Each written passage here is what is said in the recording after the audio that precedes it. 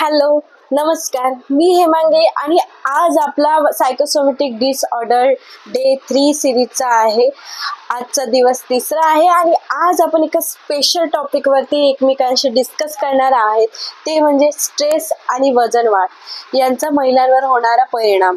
हो, बरोबर. तुम्ही जे ऐकले ते बरोबर आहेत. कारण खूप वेळा आपल्याला स्ट्रेसमुळे वजन वाढायचं जे प्रमाण आहे ते जास्त प्रमाणात दिसून येतो. ओके, तर चला सुरू करूया आजच्या व्हिडिओला.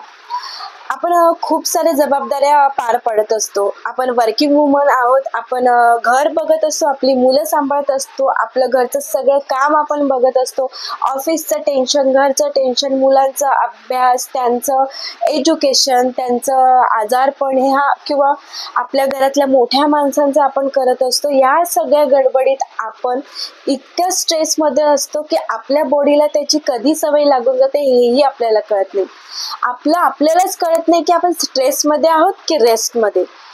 तर त्याच्यामुळे आपल्या शरीरावर आणि आपल्या वजनावर त्याचा खूप मोठा परिणाम होतो. हे तुम्हीही कधी जाणवलं असेल की जेव्हा आपण स्ट्रेसमध्ये असतो तेव्हा आपल्याला आपलं वजन ना भारी किंवा जड झाल्यासारखं वाटतं किंवा वजन वाढल्यासारखं आपल्याला जाणवतं. बरोबर ना? तर काय होतं, तर स्ट्रेस जेव्हा वाढतो तेव्हा कॉर्टिसोल नावाचा जो हार्मोन आहे तो जास्त प्रमाणात रिलीज होतो, म्हणजे वाढतो. त्याच्यामुळे काय होतं, तर आपल्याला ना खूप खाण्याची क्रेविंग होते. म्हणजे आपल्याला असं वाटतं की काहीतरी स्वीट खावं किंवा तळलेलं किंवा जंक फूड खाण्याची आपल्याला खूप सारी क्रेविंग होते. आणि त्याच्यामुळे काय होतं की आपलं जे फॅट आहे ते शरीरात जमा होतं आणि स्पेशली म्हणजे बेली फॅट आणि कमरेभोवती. हो ना, हे तुम्हीही जाणवलं असाल.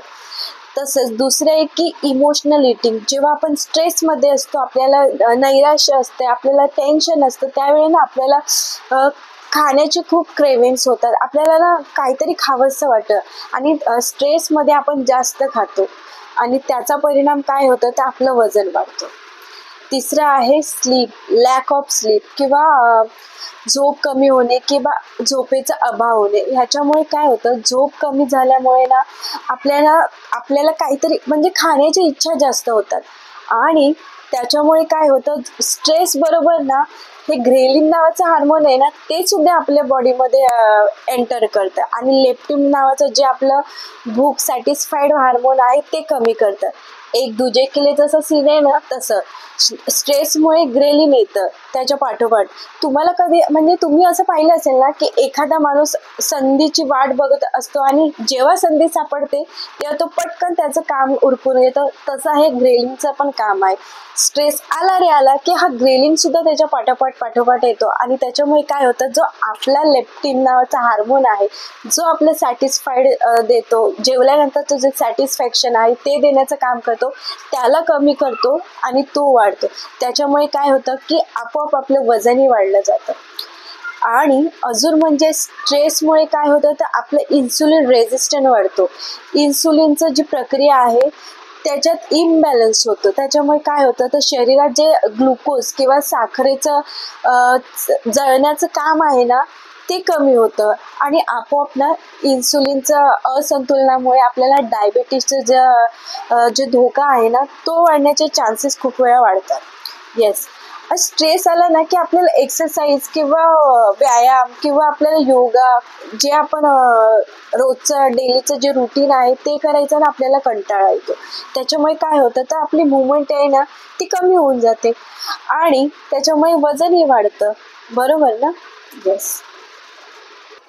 म्हणून आपण कितीही कधी कधी असं तुम्हीही नोटीस केले असेल की आपण खूप वेळा खूप एक्सरसाइज करतोय, बॅलन्स डाएट पण घेतो, पण तरीही आपलं वजन कमी होत नाही. म्हणजे आपण त्या वेइंग मशीनवर वजन काट्यावर उभं राहिले की आपल्याला वाटतं अरे मी आज खूप म्हणजे मी रेग्युलरली डाएट करते किंवा एक्सरसाइज पण करते, माझं वजन कमी झालं असेल. पण जेव्हा त्या काट्यावर उभं राहतो तेव्हा आपल्याला दिसून येतं की आपलं वजन कमी झालेलं होत नाही, म्हणजे दिसत नाही.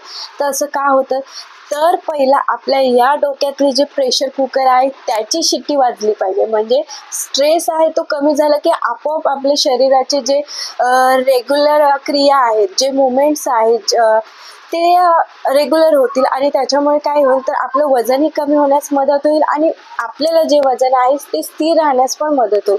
तर त्याच्यासाठी काय करायचं तर आपली छंद जोपासायचे आहे. स्वतःसाठी वेळ काढायचा आहे. म्हणजे तुम्हाला असं वाटतं की तुम्हाला खूप स्ट्रेस आलाय किंवा टेन्शन आलंय किंवा काही करायचं मूड नाही, तर तुम्हाला जर गाणी आवडत असतील किंवा तुम्हाला वाचायला आवडत असेल, तुम्हाला सायकलिंग आवडत असेल, बाहेर जायला आवडत असेल, तुम्हाला जेही आवडतंय ज्याने तुम्हाला रिलॅक्सेशन फील होतंय त्या गोष्टी करा, जेणेकरून तुमचा जो स्ट्रेस आहे तो कमी व्हायला मदत होईल आणि तुम्हाला रिलॅक्स पण वाटेल, तुम्हाला शांत फील होईल. येस, तुम्ही मेडिटेशनही करू शकता. तसं दुसरं आहे की तुम्ही पुरेशी झोप घ्या. म्हणजे 7 ते 8 तासांची झोप घ्या. मला माहिती आहे की वर्किंग वुमन्स असतात जे शिफ्ट ड्युटीज करतात किंवा न्यू मॉम्स असतात, मदर असतात की जे झोपेचं त्यांचं जे शेड्यूल आहे ते डिस्टर्ब असतं. पण जर तुम्हाला तुमचं वजन कंट्रोलमध्ये हवं असेल तर थोडं तुमच्यासाठी पण वेळ काढायला शिका. तुमची पुरेशी झोप घ्या. सगळं टेन्शन थोडंसं बाजूला ठेवून प्रॉपर झोप घ्या. जर तुम्हाला झोप येत नाही टेन्शनमुळे तर थोडं रिलॅक्स म्युझिक ऐका किंवा ध्यान करा किंवा मेडिटेशन करा की जेणेकरून तुम्हाला एक रिलॅक्स आणि शांत झोप मिळेल, जी तुमच्या शरीराला जास्त गरजेची आहे आणि तुमचं वजन संतुलित ठेवायला पण मदत करते. तसंच हायड्रेशन मेंटेन करणं म्हणजे पाणी प्या. पाणी हा इतका इम्पॉर्टंट म्हणजे घटक आहे आपल्या शरीरासाठी की त्याचं जर बॅलन्स राहिला तर आपलं वजन पण एकदम म्हणजे संतुलित राहतं. म्हणजे आपल्याला जसं मेंटेन करायचं आहे तसं राहतं. कारण काय होतं, आपण डिहायड्रेशनमध्ये राहिलो किंवा आपण पाणी प्रॉपर नाही पिलं तर आपल्याला ना फॉल्स हंगरचे क्रेविंग्स येत आहेत. म्हणजे खोटी भूक लागते की मग असं वाटतं यार मला भूक लागली, मला तर काहीतरी खावंसं वाटतं किंवा काहीतरी मला खायला पाहिजे. जे फॉल्स जे क्रेविंग्स आहे ना ते कमी करतं. म्हणून भरपूर पाणी प्या आणि हो त्याच्याबरोबर योग्य तो आहार घ्या. म्हणजे बॅलन्स फूड घ्या. म्हणजे त्याच्यात प्रोटीन, फायबर, काप्स म्हणजे बॅड काप्स नाही म्हणत मी, म्हणते गुड काप पण आपल्या शरीरासाठी खूप इम्पॉर्टंट असते. जर तुम्ही बॅलन्स डाएट घेतला त्याच्यासोबत तर तुमचं वजन नियंत्रित राहायला खूप मदत होईल.